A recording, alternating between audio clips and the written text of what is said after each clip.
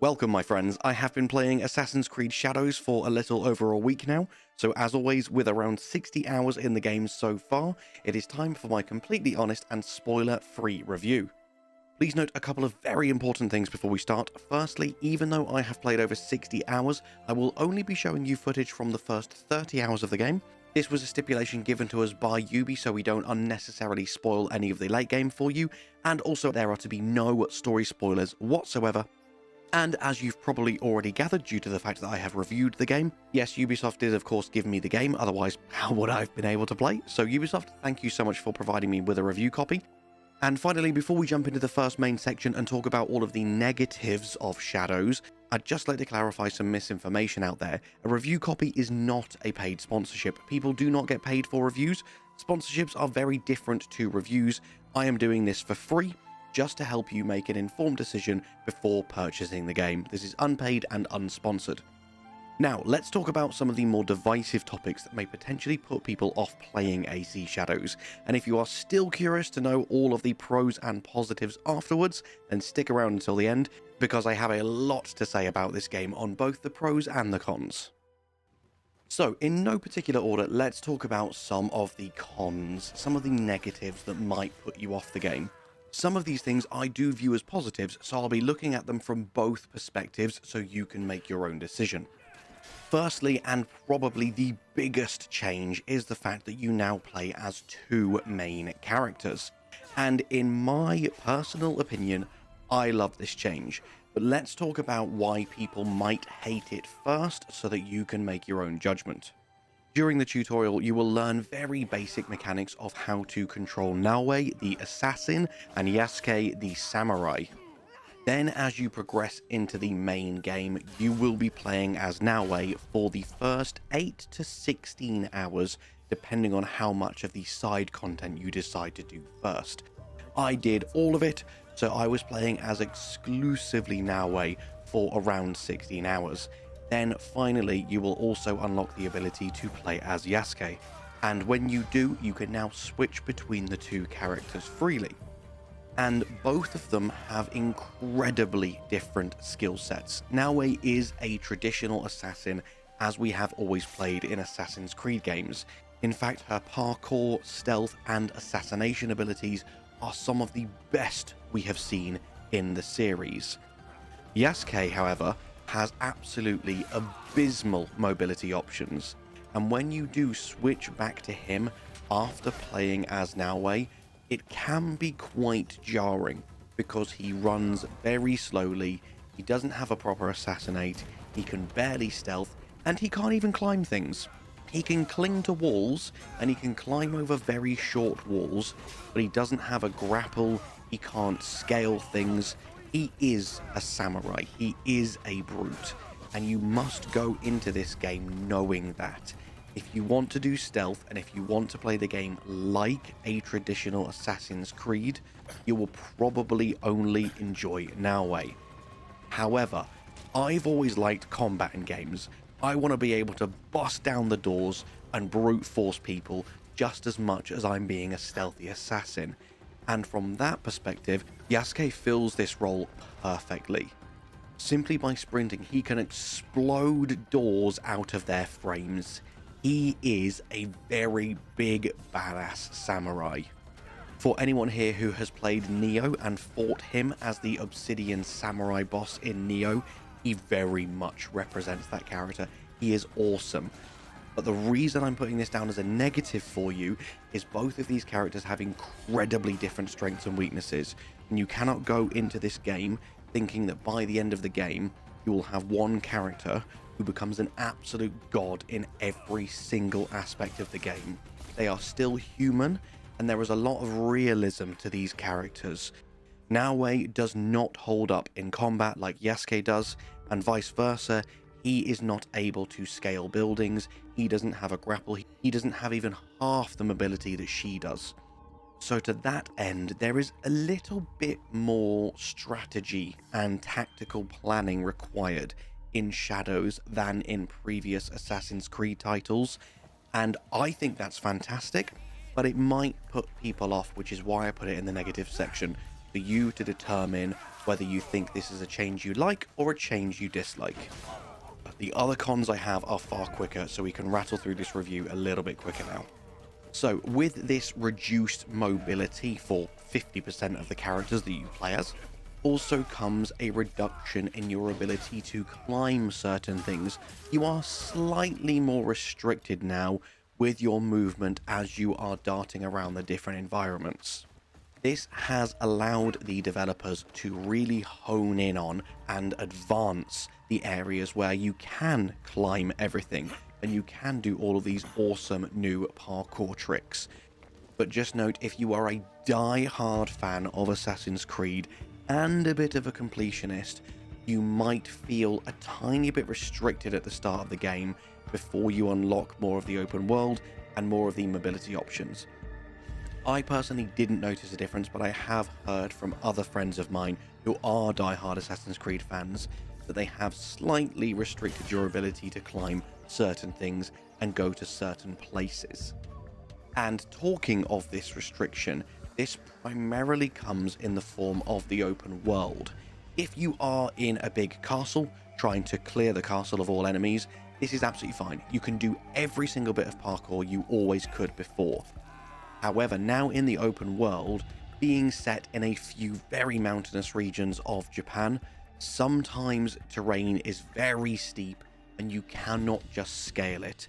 There are lots of trees, you'll be constantly colliding with things, your view and your vision will be restricted, and it can be quite frustrating to try and get around sometimes. Now, there's a new pathfinding mechanic along with your horse that can help you navigate this, but I will go into specifics of stuff like that in my beginner tips video. But basically what I'm saying here is, even though you do have an absolutely enormous open world to explore, more often than not, you have to turn the Pathfinder on and follow specific set routes. You can't just scale any old mountain you want. You'll end up just sliding all the way back down it again. And the final two negatives I want to talk about. Firstly, there have been a few minor bugs. I mean a very, very small amount of minor bugs, like truly very minor, nothing game breaking. And we have been promised that they are apparently being fixed in the day one release version, but developers have promised me that before, and these bugs have still been present in release. So I wanted to give you full transparency of the situation as it stands when I'm playing it, just in case these few bugs are still present at release. So for example, when you are riding around on your horse, you can sometimes randomly collide with thin air, and you will spin around on the spot, you will lose your momentum, and it's just really jarring. It really takes you out of the game. It happens quite infrequently. I'm talking maybe once every half an hour, but it's annoying that a game like Assassin's Creed, with a studio and a budget this big, can have such silly issues like this. And another minor bug is that sometimes you will assassinate an enemy, but their health bar will stay there, and they are still targetable. So you will think you haven't killed them and you've just knocked them over for some reason, and then you might end up wasting some of your tools or ammo to try and take them out again, just to find out they're already dead. Now this one is very rare. I've killed thousands of enemies throughout my 60 hours with the game, and it's maybe happened 3 or 4 times, but it's annoying enough that I've remembered it and it shouldn't be happening. Now, these are the only 2 notable bugs I can think of. Apart from that, it is really well made, super responsive, genuinely an absolute joy to play. Now, before I start to talk to you about all of the really awesome new mechanics, brand new to Shadows, and some of the other incredibly cool things about this game, the one final con I have is there appears to be no way to fast forward time. Now, you can fast forward the seasons, and again, seasons I'll talk about in a tips video because that's a whole other can of worms, but I'm talking about the time of day. Now, maybe there is a way to do this and I'm just an idiot, but I've been looking for hours and I have found some very niche and hidden mechanics. So if it turns out there is a way to fast forward time and I just haven't found it, I will be pissed. And the reason that this matters is because gear is very, very important in this game. There are very heavy RPG elements, and there are quite a few different stats and effects that you can apply to your gear. Some of them specifically apply to the nighttime. You can have many of your abilities enhanced at night specifically, but with no way to fast forward time. If you want to make the most of these, you literally have to just sit in a town for 45 minutes, go and make a cup of tea and have your dinner, and come back when it's night so you can make the most of these abilities. It feels silly to me to add time of day specific mechanics to the game and then not allow you to adjust the time of day. So as I say, this last one, I'm praying you actually can, and I'm just an idiot, but I feel like I'd have found it by now. Now, my friends, that's for all of the negative things with this game. Let's now talk about the fact that I am 60 hours in and still enjoying this game. How? Why? Is the game really that good? Yes, it is, and let me tell you why. Let's start by talking about what I feel is one of the most important mechanics, and that is the combat. At its core, Assassin's Creed is all about killing lots and lots of people in a variety of ways. And Assassin's Creed Shadows gives you more ways than ever before to slay your foes. Not even mentioning the plethora of different assassinations that both characters have, they even have a variety of weapons. Naoe, for instance, has 4 tools, including kunai, shuriken, and smoke bombs, along with 4 weapons: the tanto, the kusarigama, the katana, and of course the iconic hidden blade. And Yasuke has 5 weapons: the long katana, the naginata, the kanabo, the bow and arrow, and the teppo rifle. Along with every single one of these weapons comes their own skill tree, which also include a dozen or so unique skills.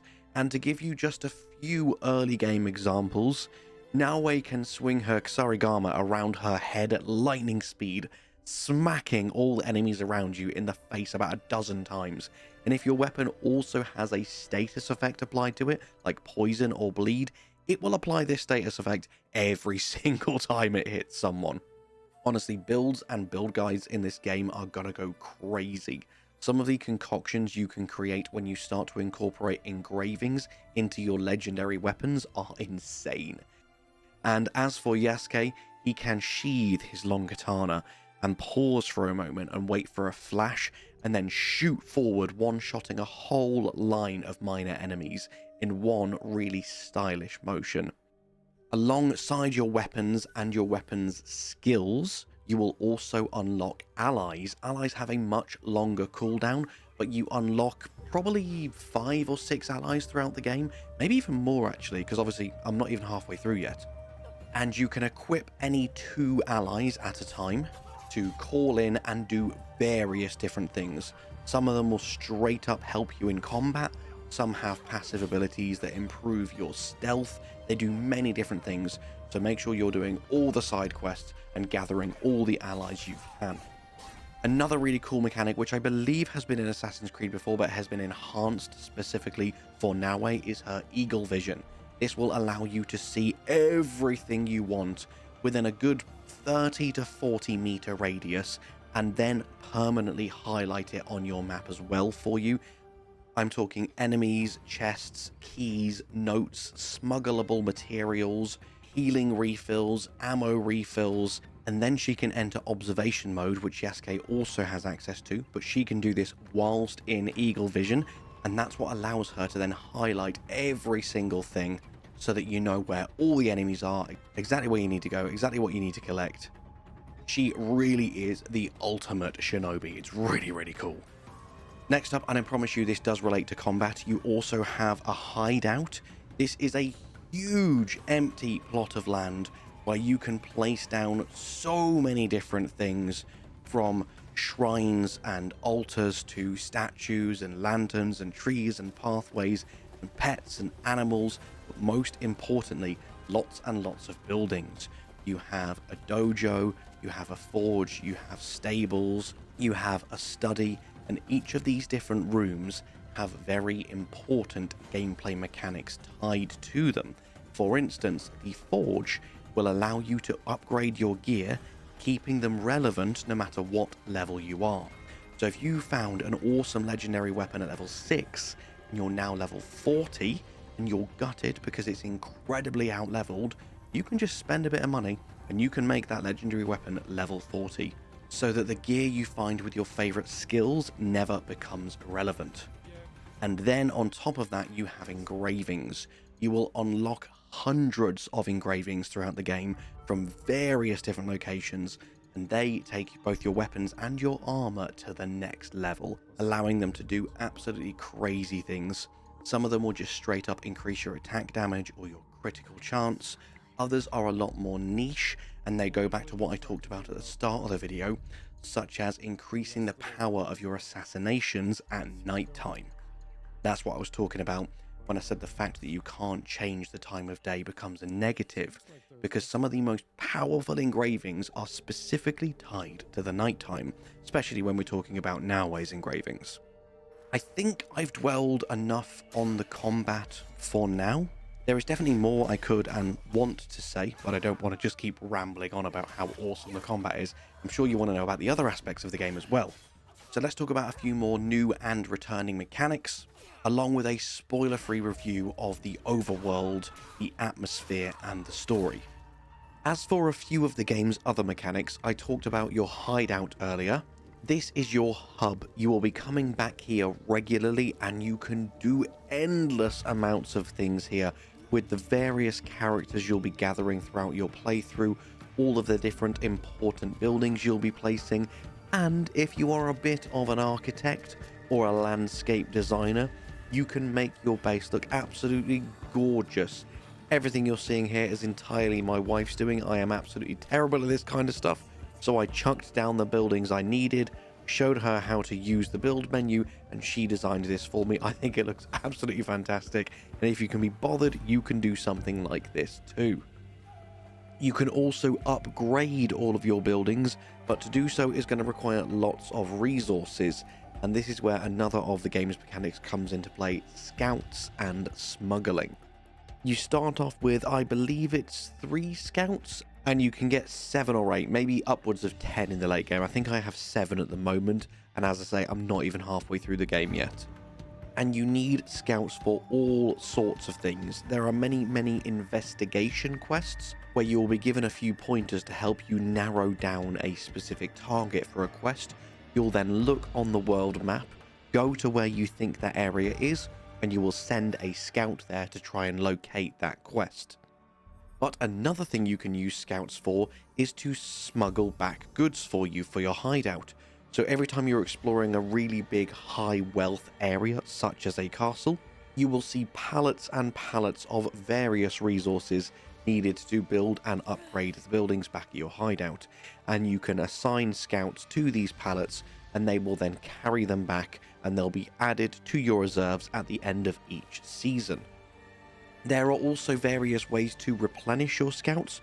So as I say, you'll have 3 or 4 charges at the start of the game, and they will replenish at the start of the season, or as you are exploring the open world, you will quite often see people in need of aid, and if you go and help them out, you can then choose for them to give you a piece of world intel, or to automatically replenish one of your scout charges. And the other way to replenish your scouts early, if you want more uses per season, is to go to a Kakurega. These are basically tiny little hideouts scattered throughout the world that you can pay to unlock, and you can then utilize them to actually buy more scouts. You will use your money to do this, but it's pretty cheap, especially if you upgrade the corresponding building back at your hideout. And you then effectively now have unlimited scouts that you can use per season. Believe it or not, this is all just one mechanic I have explained to you. There is a bunch of other things you can do throughout the game, such as kata trials, horse archery, meditation. There's a bunch of wildlife and animals you can go and do paintings of. Honestly, the list of optional things that you can do in this game is limitless, along with, oh, I should have mentioned bounties. When you talk about bounties, it really is limitless. These are randomly generated quests that will replenish at the start of each season and grant you vast rewards, such as loads of money and upgrade materials, along with lots of experience points. With the amount of quests this game offers to you, the huge cast of incredibly likable characters and all of this optional side content, Shadows can easily keep you going for well over 100 hours should you want it to. But at no point does quite a lot of this optional content feel mandatory. So if you're not a completionist and you don't want to spend hundreds of hours on one game and you do just want to complete the main story, that's an option as well. That is always another way that the game can be tackled. I should say that another new exciting feature of Assassin's Creed Shadows is it comes with the introduction of the Animus Hub, a one-stop shop for all things Assassin's Creed. There are 4 things you can do here. Firstly, you can enter memories to explore the Assassin's Creed timeline and launch all of your owned AC games from one handy location. You've also got projects, which grants you access to regularly released missions. This will enable you to unlock exclusive rewards and a brand new free in-game currency called keys. That's right, you earn keys simply by playing the game and completing projects. And then you can use all of these keys to buy awesome stuff in the next section, the exchange. And finally, you have the Vault. This is an archive of all of your collected data files, videos, and key pieces of the franchise's ongoing modern-day story, which will be constantly updated and added to as the games and the franchise expand. Overall, I think Assassin's Creed Shadows is an absolute S-tier addition to the franchise. It may well be my favourite. People have been begging for an Assassin's Creed set in Japan for so long, and they have delivered. Shadows is such a damn fun experience. The variety of gameplay options, both in and out of combat, is so extensive that there's always going to be a way to play the game in the way you enjoy. So if you like Assassin's Creed but you were doubtful, trust me, as a fan of this franchise, you will love Shadows. Even if you've not played an Assassin's Creed before and you just want a big, juicy open world RPG with lots of RPG elements, I truly think you will love this game. Hopefully this has given you enough information to determine whether you would like to buy it or not. If you have further questions I haven't answered, jump into my Discord server, link down below, and feel free to ask me any questions there. As long as I'm awake, I will respond. I check Discord about 100,000 times a day, so I'm always active in there, always willing to answer questions. I do have plenty of videos coming up, such as things you need to know before you play, beginner tips, build guides, secrets, you know the drill. So make sure you're subscribed. Go ahead and check domsroundtable.com for other articles that will be posted about Shadows that won't be here on YouTube. With that, my friends, all that's left for me to say is thank you so much for watching. I hope you have an amazing day, and I'll see you in the next one. Bye-bye.